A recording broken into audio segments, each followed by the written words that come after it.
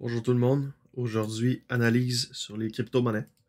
J'ai l'impression qu'aujourd'hui va être probablement le jour de vérité. Ok? Ça va être aujourd'hui que je crois que ça va bouger pas mal.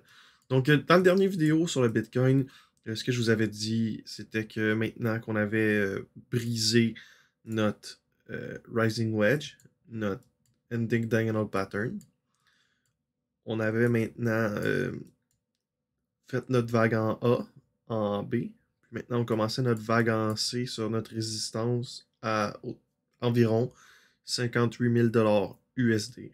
OK?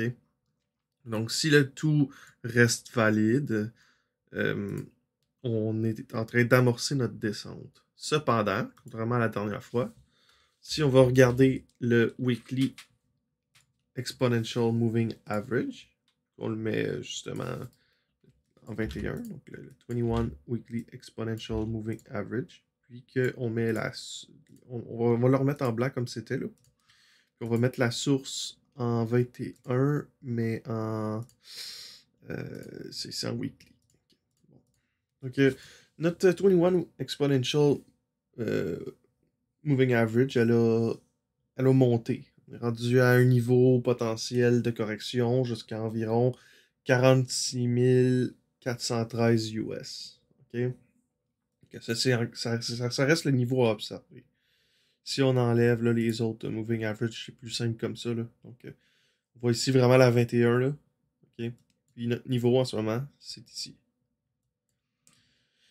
Ce qu'on a de spécial, c'est on a eu la correction, on a tenu ici le mean, puis là, on s'en va retester les points les plus bas, qui risque d'être justement la ligne rose, magenta, fuchsia, appelez-le comme vous le voulez, là, ici. OK? Ça se peut qu'on déroge un petit peu, qu'on sorte un petit peu, qu'on aille un peu en dehors, là, si on regarde en weekly. Si on regarde en weekly, là, la ligne bleue, elle est juste ici, dans notre canal. Donc, disons que ça ici, c'est pas un territoire oversold, là. Ce serait un territoire pour une correction normale. OK? Si on regarde en weekly. En daily, ce serait. euh, on sortirait là, on serait dans un territoire oversold pour le daily, mais pour le weekly, ce serait une correction normale pour laquelle on est dû depuis très, très, très, très, très longtemps. OK? À partir de ce moment-là, si on a notre pullback, puis on repart d'ici, on a notre pullback jusqu'à, on va dire, 46 000, on va dire. Ben, là, après, c'est un target de 76 000 et plus. Là. 76 000, 94 000, 113 000. Puis après ça, on verra qu'est-ce qui se passe. Mais on va aller jouer dans cette zone. Notre prochaine leg à la hausse va aller jouer dans cette zone-là. OK? Pour former notre wave 5 de l'Elliott Wave.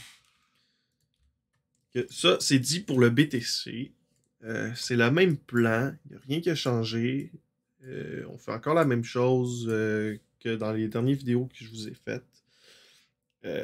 Puis maintenant, on va aller voir qu'est-ce qui pourrait se passer avec Ethereum une fois que ça serait arrivé. Donc, on va regarder Ethereum en ETH-BTC. Dans le fond, on va regarder le cours face au BTC. À partir de maintenant, il pourrait se passer deux choses. Okay. On est en territoire suracheté sur Ethereum, donc on pourrait retourner dans notre canal de régression, tester d'autres niveaux plus bas. On pourrait retourner au mean, on pourrait retourner tester la ligne ici en bas, la ligne bleue, repartir, continuer comme ça encore. Mais j'aimerais attirer aussi votre attention sur quelque chose d'autre. Ethereum aime ça faire un creux, partir en fou. Un creux, partir en fou. Puis là, ici, on aurait un creux, partir en fou. Regardez, le pattern, il se répète, là. 1, 2, creux, partir en fou. 1, 2, creux. Est-ce que ce serait le temps de partir en fou? C'est ici, on le voit pas, mais 1, 2, creux, partir en fou. 1, 2, creux, partir en fou. Est-ce qu'on serait en train de faire la même chose? Donc, est-ce que ce serait 1, 2, creux, partir en fou ici? Parce que si c'est le cas, Ethereum pourrait avoir une projection ici à valoir, disons, un quart de Bitcoin par Ethereum. C'est juste une possibilité. Ça veut pas dire que c'est ça qui va arriver. Autrement, on va continuer de consolider dans le canal qui est là. OK? Euh, je vous avais dit aussi dans le dernier vidéo que moi, ce que je voulais, c'était une cassure ici, avec un retest, avant qu'on décolle. Pour l'instant, on semble avoir décollé. Est-ce que la gravité va nous ramener? Ça, je peux pas vous le dire. Euh, on peut regarder peut-être avec les moyennes mobiles. Euh, ici, non, ça c'est... Bon, en fait, notre niveau de support avec les moyennes mobiles, là, notre niveau de support en ce moment est à 0.0568 euh, Satoshi. On semble être en territoire suracheté, donc une petite correction au minimum serait quelque chose que j'aimerais voir. Ensuite de ça, on pourrait continuer de monter dans le canal de régression ici. Possiblement que, comme je vous dis, on pourrait monter très très très très haut sur Ethereum. Je crois pas que c'est encore le scénario à privilégier. Parce qu'on est sur une résistance de Fibonacci. En ce moment, la résistance, elle se fait sentir. Euh, Bitcoin est baissier. Ethereum risque d'être baissier aussi.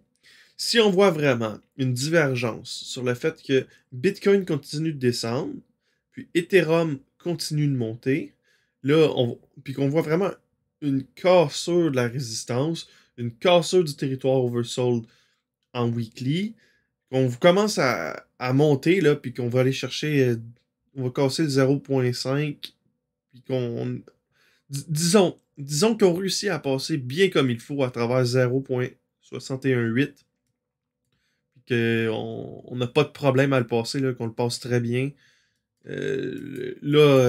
Mon target, ça serait ici. Là. OK? Ça a l'air un petit peu gros comme ça, mais c'est le genre de choses qu'Ethereum a toujours fait. Là. Si on regarde ici, là, il a pris beaucoup de dominance face au BTC. Puis c'est un pattern qu'Ethereum fait, refait et peut-être refera. OK? Ça, c'est pour Ethereum face au BTC. Ethereum face au USD maintenant. Euh, Ethereum face au USD, je dirais que si on le regarde, on va le mettre en daily, pour avoir un petit peu plus de données.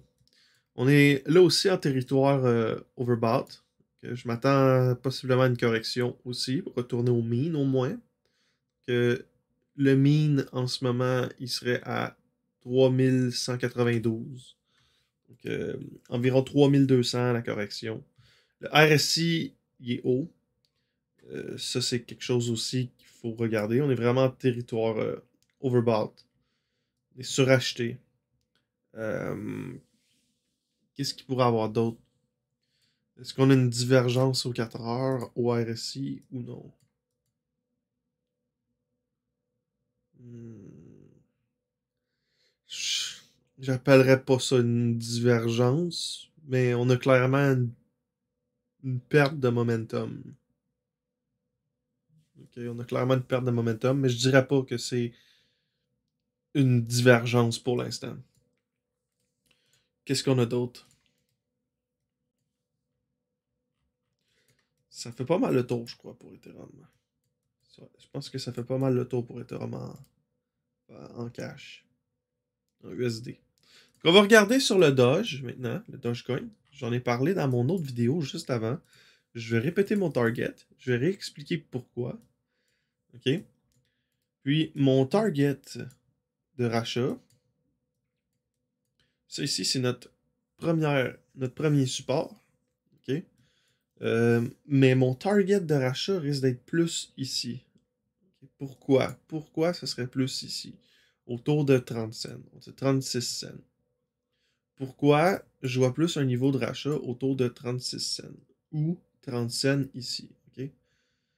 Pourquoi? Ben, on a ici notre vague en A, B et C.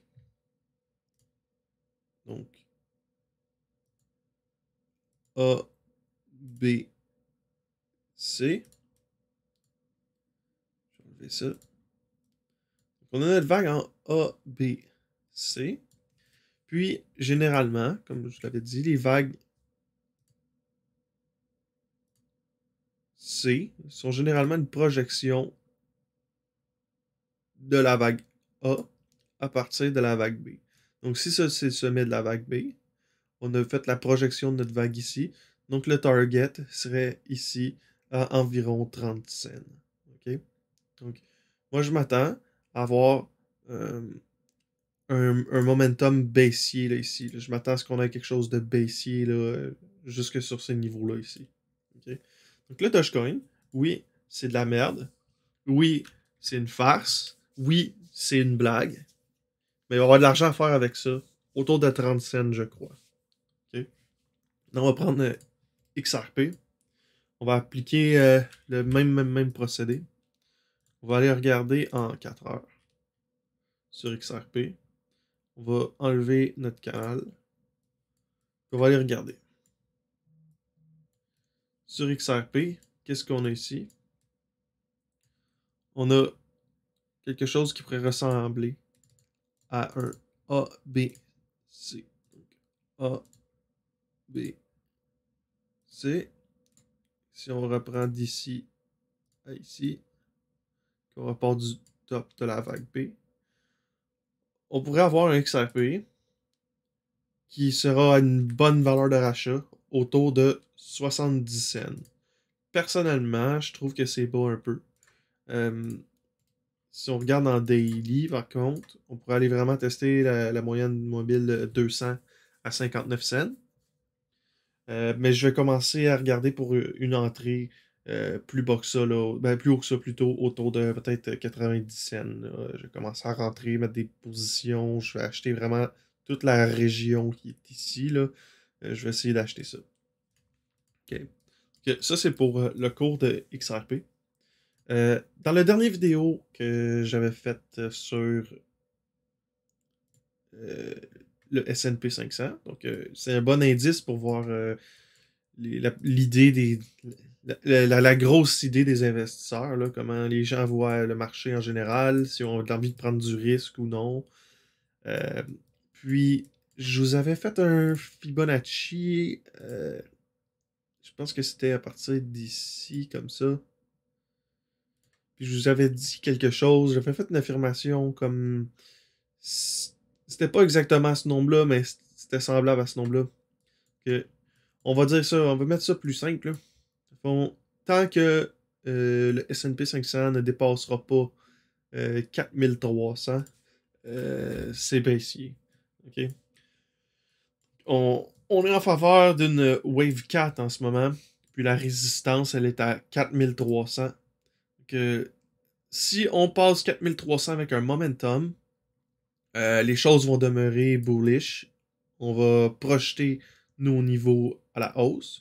Mais tant qu'on n'a pas cette cassure-là, c'est baissier. OK? En ce moment, c'est baissier selon moi. Ensuite de ça, je sais que je vous montre ces graphiques-là. Je vous dis que ça va baisser, ça va monter, tout ça. Bon, je vais vous montrer un petit peu là, que ce que je vous dis, ben, je l'applique aussi. Donc, c'est pas grand-chose. Euh, c'est une partie de ce que j'ai. C'est un petit short que j'ai ouvert autour de 58 000. Quand je vous disais 58 000, c'est la résistance, je crois que ça va descendre. J'ai ouvert un petit short, rien de gros, juste pour avoir de la liquidité pour racheter sur les points plus bas, les niveaux plus bas. En ce moment, mon short, il m'a rapporté 115 $ US. C'est 44% de la valeur que j'ai misée. Donc, pour l'instant, ce short-là va me permettre de racheter un petit peu plus sur les niveaux plus bas. C'était un short de sécurité. Ça veut dire, si le Bitcoin continuait de monter, ben c'était pas grave, j'allais pas perdre gros. Puis j'allais me racheter mon short avec la hausse. Ou autrement, si ça continuait de descendre, ben j'allais juste avoir plus de liquidité pour en acheter sur un niveau plus bas. OK? Donc pour l'instant, ça continue de descendre. Mon short devrait se fermer autour de peut-être 500 $ de profit. Puis je vais racheter 500 $ de profit sur le 21 Weekly Exponential Moving Average. OK? Ça, c'est des ordres de vente que j'ai passés hier soir. Donc, hier soir, j'ai vendu de l'Ethereum pour le remettre au BTC. Parce que je crois ici que le canal le canal ici pourrait nous ramener là, vers le mean. Puis à ce moment-là, je rachèterai sur le niveau de Fibonacci ici. Autrement, ben, il m'en reste encore en masse pour faire du profit quand on va être à la hausse. OK? Ensuite de ça, on a ici l'Ethereum qui a été vendu pour le USDT. Donc, même chose. J'ai pris du profit en argent. Si c'est pour retourner aux mines, je vais racheter, je vais faire plus d'Ethereum. Autrement, en masse d'Ethereum pour faire du profit à la hausse. OK? Puis, si c'est pour baisser, ben, tant mieux, je vais en avoir plus. Que c'est vraiment pas. Il faut pas se casser la tête. Faut juste prendre des bonnes positions. Puis après ça, ben, on en profite. Puis on prend des profits partiels à gauche, à droite. Puis ça ressemble à ça. OK?